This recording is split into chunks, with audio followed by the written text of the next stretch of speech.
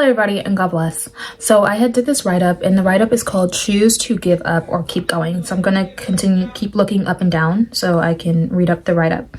So choose to give up or keep going. I made a community post today, actually February 8th, and I made it this morning. I think it was like 2 a.m. And what I said on it was, choices are a vital part of our free will.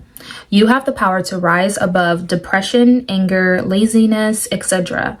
Choose to embrace happiness in the Lord and open your heart to Him, allowing His healing to transform you completely and step out of the darkness. So recently, I believe the Holy Spirit has just been opening up my eyes to see that this is very true. It is very true that we can choose to stay in depression or to be happy. Now, yes, it is stated in Ecclesiastes 3 verses 1 through 8 that we have a time for everything. There's a time to mourn, to dance, to be happy. There's a time for everything. Now, I've observed from others and also have experienced this from myself that we choose whether or not to extend that time, to extend our state of mind beyond that moment, or to say, hey, okay, the time of mourning is over. It's time for me to be happy. The time of depression is over. It's time for me to be happy. So you have that choice to stay in that depression or to move out of it. Now, I've noticed also that when we choose to give up and stay in that negative state, that things around us start to worsen. But I've also noticed that sometimes it doesn't happen right away because you don't notice it. You can be in that state of depression and you can be like, oh, well, I feel fine. I feel okay. I'm depressed, but I'm okay. Everything around me is fine. But you're noticing that you're barely talking to your God-given friends. You're barely interacting in your God-given job or anything like that. And you don't really notice it right away, but you start to notice it like right before it's too late, right before like it's like 100% this has been taken away from me. And you think everything's fine, but it's not. And that's what happens when you choose to stay in that state when you were supposed to leave out of it. Now, one thing I have noticed is that a lot of times the excuses start to pile up, and you can have a legitimate reason to be angry or upset or however you feel, but eventually that reason will go away, and then all of a sudden another reason will come back and you feel the exact same way, but you're just like, well, this is the reason, this is the reason, this is the reason. And a lot of times you don't really notice it until the people around you are like, you've been depressed for like years and you're sitting here telling me the reason why you're depressed is because of something that happened yesterday. Like, no, you've literally been in this state for a very long time. That's just a new excuse. And a lot of times Satan, he takes away that memory of you being depressed for a long time. In your head, you're like, no, I've only been in a state for like a day or two. What is wrong with everybody around me saying that they haven't heard from me in a long time? Like, I literally just talked to you like 2 days ago. And they're just like, no, you maybe texted me back 2 days ago and it was like 2 words, but you haven't really been interacting for like a year or two, or a couple of months, a couple of weeks, you know? And that's what happens a lot of times. And what I mean by, you know, that reason can go away and then another reason can happen. A perfect example is, let's say, for instance, you're very upset about something right now and it's a good reason. Maybe somebody cut you off while you were driving, or you were going for a stroll and it just rained and somebody drove by you and the water got all over you, and you can be very upset in that moment, and then you can be like, okay, you know what, whatever, I'll let it go. And then maybe 2 minutes later something else happens, or 2 seconds later something else happens. Now sometimes you can get over that anger and then you'll be perfectly fine for like a couple of weeks or a couple of months, maybe a couple of years, and then something else happens. And the thing is, what you have to recognize is how you feel. Do you feel the exact same way? Did you react the exact same way as you did when you were upset before? When you're depressed, do you always go into binge eating or binge watching something, laying in bed? That means that there is an underlying issue that needs to be dealt with, okay? And what happens is the kingdom of darkness a lot of times takes those memories away from you, makes you feel like, oh, this is just how I'm reacting right now. I'm not really a depressed person. I don't always do this.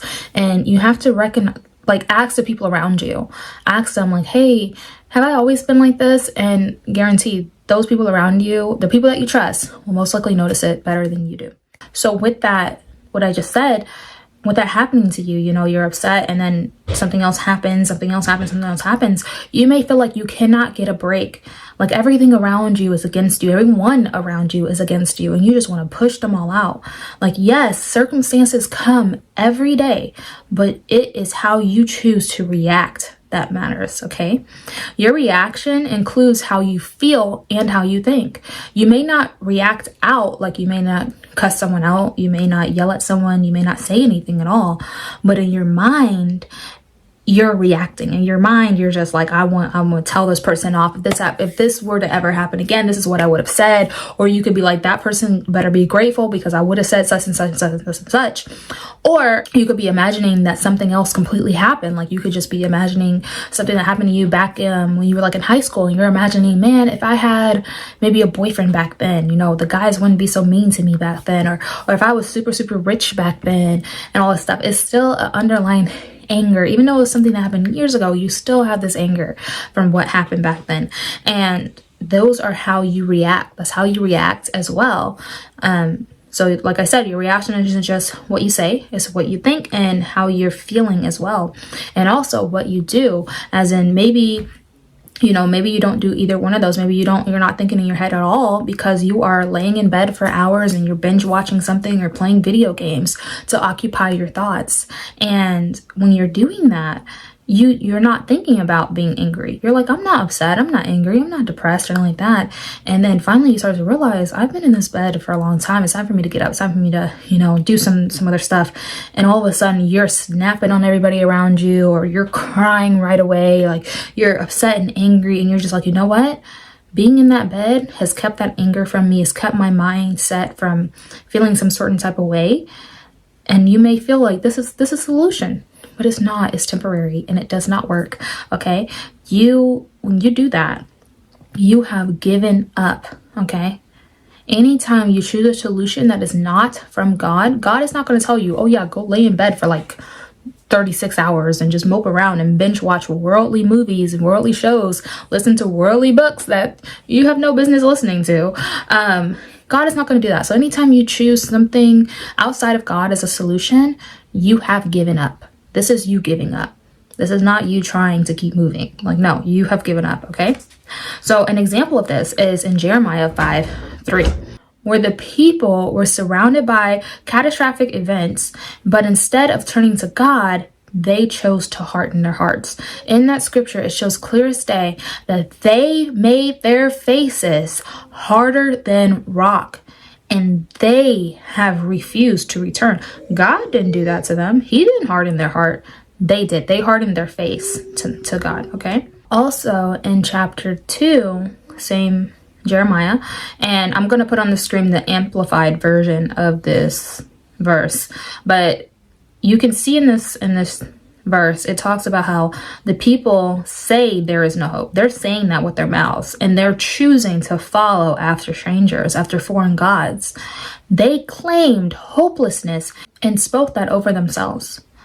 Yes, they had real life struggles and situations going on in their lives, and it looked like a pretty good reason to feel hopeless. And I do believe that they had a time to be, upset or angry or whatever, but they chose to turn from God and choose other things to comfort themselves, okay? And they chose to stay in that hopelessness, and they claimed it over themselves that they are hopeless. And that's another thing, when you claim that stuff. Now, you may feel sad or angry or anything like that, and you may be trying to, focus on God and get past it, but do not claim that over yourself. Do not claim, I am going to be mourning for years and years and years. I'm going to be sad for years and years and years. Do not claim those things over yourself. What we say with our mouths is very important. Okay, so be very, very careful with what comes out of your mouth, but also be very careful with what you think as well. Rebuke your thoughts if they are doing the same things, okay? Now, in modern times, foreign gods could be anything that you choose over God. Spending time on social media, listening to music regardless of the genre. So it could be Christian music too. It could be worship music too. But you're not really worshiping God. You're just listening to it. Okay? And it could be reading a book. Same thing, regardless of the genre. I'm listening to a really great Christian book right now, and I needed to get my work done. So I said I need to put this book down because I need to focus on what God told me to do. All right. So if you are doing anything like that,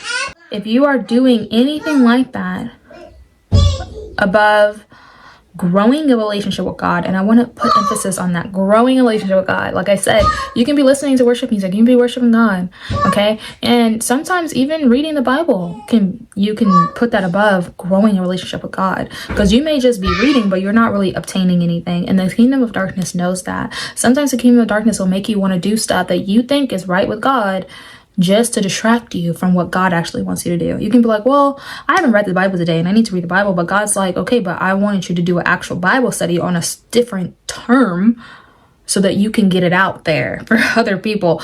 But you chose to, meet your quota for the day. I haven't read my 3 chapters of the day or whatever. You chose that over what God told you to do.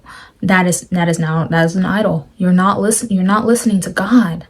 He did not tell you to sit down and do those things. He did not tell you, like, you're like, it's late at night. God wants me to be in bed at a certain time, but I'm wide awake. So let me just jump up and, listen to some worship music, go out there, start dancing and whatever, and do that stuff. But God's like, but I told you to go to bed. And we read that throughout the Bible when it talks about how their sacrifices are in vain. Obedience is better than sacrifice. All right. So be careful with that as well. A lot of people are like, oh, I go to church every Sunday. Okay, but your pastor up there is faker than Barbie. And you talking about something, you got a relationship with God. That is an idol. Okay. Now, please, guys, be careful with these idols, because an idol is a representation of a foreign god. So when you choose those gods over God, our one true God, you are just like these people in Jeremiah chapter 2. Okay. Now, regarding the circumstances that are going on in your life, I had a dream that pointed out, and I never posted this dream because it was personal and I knew the person that was in the dream, and I just already told them about it. But I had a dream, and in that dream, it pointed out how our circumstances are no excuse to turn on God. Okay. In this dream, I saw this girl, and there were 2 versions of her. So it was a younger version and an older version. Now, both of these girls, so the same girl, but versions of the girl, had the same exact life. But the older girl was disrespectful and lazy, and the younger version of her was respectful and kind. They both had an evil parent that had made their lives more challenging. However, in the dream, I said there was no excuse. So in the dream, I saw how they had this one parent that was just yelling at them for no reason, that was, just hindering their life and just putting them through so much, that was touching them in ways that shouldn't be touched and things like that. Just all these different reasons why you would say a teenage child is acting up, or what this parent was doing to them. And in the dream, I clear as day I said the younger version of this child is going through the same things that older version is going through. And she's over here being respectful, being nice, following God, and there was no excuse. And even in the dream, I did see that the little girl did have like a little bit, like she was probably a little bit hesitant, or she was eating something and she didn't share right away, and I was teaching her how to share, and she was old enough to know how to share, but things like that, like it was just a little bit more hesitant. So it was showing that, yeah, her circumstances did affect her in a little bit. It does affect us, but to turn on God, there was no excuse. And that's what I was showing in the dream. Like, she's being disrespectful to her godly parent. She's not listening. She's not, doing things that a godly child should be doing. There is no excuse for that. Now, yes, her not knowing how to share and things like that, it could be because of trauma. If she went through trauma with that evil parent, things like that, causing you to like slow down, or not being as trusty and things like that. But that has nothing to do with your relationship with God. So I hope that makes sense. So your relationship with God, there is no excuse. Okay, it's 2025. We all know who the Lord is at this point. Okay, so there's no excuse to not follow God. All right, so to conclude, I just want to point out that it is only hard to move on from your circumstances, to move on from that depression, that laziness, and anger, because you either are trying to move on without God, or you have just given up. And you've just given in to that depression. And I understand that there are people out there who have been able to move past certain things like alcoholism or depression, things like that, because they went to a counselor or AAA meeting and they're atheists. But I guarantee you there's something else in their life that's sort of the same way. They still get upset as soon as the same circumstance pops up. It may be a circumstance that looks different, but they react the same way. And it's just a different depression. Because sometimes, you know, the kingdom of darkness may make you think it worked out, but it doesn't. And I've learned with God is he tests us a lot. So you think you've gotten past whatever anger issue you had, like underlying issue, best believe you will most likely be tested very soon to see if you really got past it. And if you react the same way as you did, then you have not gotten past it. All right. So my point is, do not blame God when he is the answer that you seek, that you need. He is the answer that you need. And you chose to ignore him. We really need to stop blaming God on things. Matter of fact, we also need to stop blaming, you know, the devil on every little thing that happens to us. At the end of the day, we have free will. Our reaction is part of our free will. So do not blame God or anybody else around you. I don't care what somebody else is doing to you. I hope that all makes sense, guys. So God bless you. Have a nice one.